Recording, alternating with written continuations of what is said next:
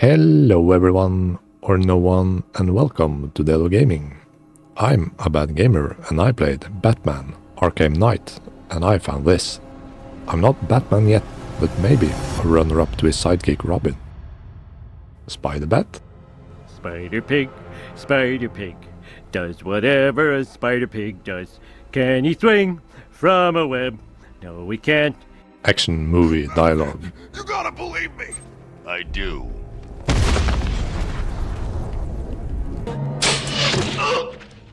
I think you got the point. Talk, or I'll crush every bone in your body. Okay.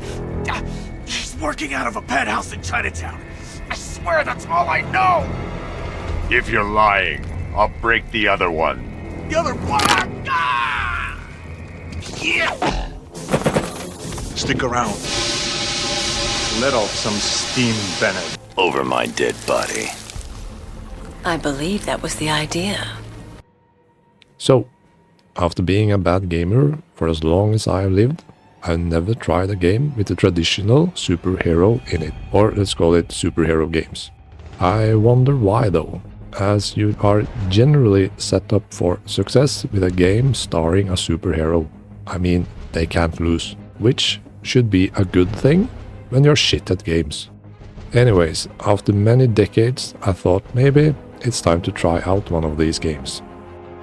Now, I wanted one that was recognized to be a good one.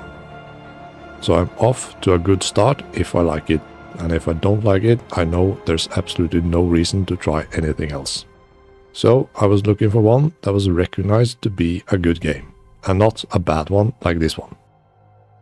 So the choice went on this one, and I know it's the end game of a trilogy, but I assume these games are not that rich on story and are more action focused. So I was thinking I could just jump straight into it. So here are the 5 things I learned playing Batman Arkham Knight. Number 1. Turn off your brain. So, the game starts off with some real good old-fashioned superhero movie cliches, and everything is so convenient. So you get a mission. Even before you're going to the place, you know you need some new technology that you don't possess yet. But one phone call to the tech guy and you go like, "Hey, how's the development of this hacking software going?" And the answer is always, "It's ready, Master Wayne, please use it." But I guess that's what the super in superhero really means. But I have been playing a lot of games lately where you need to like solve puzzles and learn as you go along. So logically, you have to go to the place, discover, hey, I need some new stuff, then go and get that new stuff, and then go back to the same place and progress the story. But not in this game. So once I stopped thinking logic in this game, I got way more relaxed and I started enjoying the game. Because in the first 2 hours I played, I was like, oh really? Isn't that convenient? Oh, that's such a cliche superhero movie thing. So I was thinking like, this is going to be rougher than I thought. But once I stopped thinking, I enjoyed the game a lot more. And I honestly enjoyed the game overall a lot more than I thought I would. Number 2. Batman doesn't kill. Yeah, he really doesn't, and it's really annoying as hell. All you do is punch and kick people unconscious and then you put them in jail. How many issues wouldn't he have solved if he just brought a shotgun and eliminated those bastards for good? There are so many times when you are fighting bad guys, you are thinking like, why didn't I bring a machine gun here and just eliminated these foes so much faster and easier? But again, logic thinking is a big no-no in this game. Even the game mocks Batman on how stupid this logic is. You should have stayed away tonight, Dent. How many times have we done this, Batman? You put us behind bars only for us to escape. Your life is meaningless. A charade! Not meaningless. Satisfying. Satisfaction is short-lived. Enjoy it while you can, because the next time we meet, you die. Number 3. Play it with a controller. I already mentioned that the combat is just kick and punch, and the combat system is based on different combinations that you can do, and you get even more combinations of kicking and punching as you level up in your skill tree. I used the mouse and keyboard in the beginning of this game, and the combination sequences was a bit awkward. Like press mouse wheel, then left click mouse button into double space tap, then left control click. I thought that felt very awkward and didn't feel good. I swapped to a controller later on in the gameplay, and when I got used to it, it was much easier. But I guess I'm just more used to combinations on controller, where you press XX plus YY and it does the ability you want, and if you press YYYX, it does another one. So I guess I just have more training in those combinations than doing that with a mouse and keyboard. It also felt much more smooth when you combine the combat with your bat tools to disarm enemies or use the toolkit you have. Because on the keyboard you have to remember, is that weapon on 8, 9, 0, 6, but on the controller you just tap to it. You can of course change the key bindings to whatever you're used to, but I think it's way better on the controller. Number 4. The Batmobile. It seems like this was a loved or hated object in the game. I fall on the side that loved it. Yes, it handles like a brick on an ice track, where you had way better handling in Mario Kart on your Super Nintendo, but I still liked it. You can summon it anywhere in the world as long as you are close to the road. You have this remote control function of the car that you have to use to solve puzzles, and I really liked it. And you also had the tank mode, which I loved. I felt such a massive urge to shoot and blow stuff up in this game because I got a little sick of just punching people, and that you get to do in the tank mode in the Batmobile. You get to blow up drone cars that is invading Gotham, and that was so satisfying for me, and it was something the game absolutely needed for me. Number 5. Better than expected. I wasn't expecting much from the story from this game. Before I started playing, I was pretty sure it's just a mission after mission with no real connection to each other, where you just go and beat up a bad guy. But here I was very wrong and happily surprised. I thought the story was actually pretty good.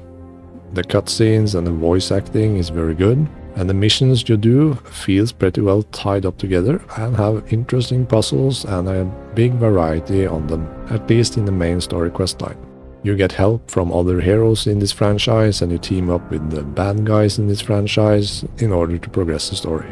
The main story questline is honestly like a 15-hour long, pretty decent action hero movie, and you get to be the lead role, and I really liked it. I liked the game so much that I did a fair amount of the extra stuff you can do as well. So I probably spent around 30 hours into the game where I had fun. And I'm now at the point where I feel satisfied with what I've done so far. I really like the Joker side quest, where you save Catwoman from getting her head blown off. I thought those puzzles was a lot of fun to do, until you get to the point where you have to solve over 260 puzzles in order to get to fight the Joker himself, and I just absolutely did not bother doing that.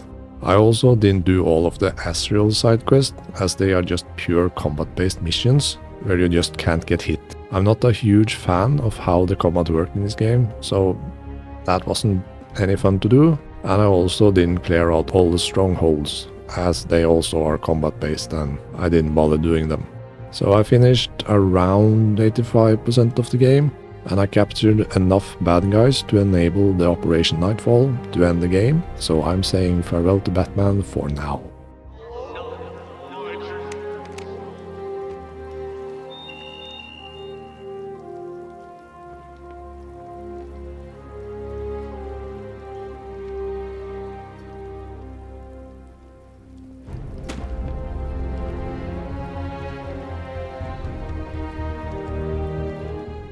This was a fun game to play, and I ended up spending way more time in it than I was expecting to do. I have one more superhero game on my list, and that's a Spider-Man remastered version of an early Spider-Man game that is also supposed to be pretty good, but you do spend quite a lot of time in this game hanging from buildings and cranes and traveling around the city just like Spider-Man. So I'm probably going to put that game further down on the list of games to play. but I hope it's somewhat as good as this one, and that one will also be a good game.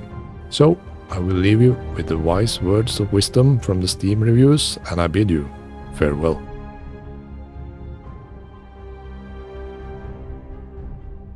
An absolute masterpiece, the best superhero game ever made. It's unbelievable that the game is almost 10 years old, aged like wine. Be human, buy game, install game, play game, be Batman, finish game, make this review, live happy because I was Batman, buy the rest of the Batman games, play them. Low-key, one of the best games I've ever played. One of the best storylines, side quests and characters are in this game. Bro, this MF did more in one night than I did in my entire life. I want Catwoman to crush me with her thighs. This game is so realistic, it felt like Batman was coming inside of me. I will not complete the Riddler challenges. I bet when Batman sees Catwoman, his Dark Knight rises. This game made me feel like Spider-Man. Is that weird? An amazing game with a fantastic story. I really hope they make more Arkham games. Just one small thing though, please no more Riddler trophies. Great atmosphere, great graphics, great map, okay story. Worth to buy even in 2077. I don't care what anyone says. This is the best Arkham game. Fight me, bitches. No doubt, bro. I want to become the Batman.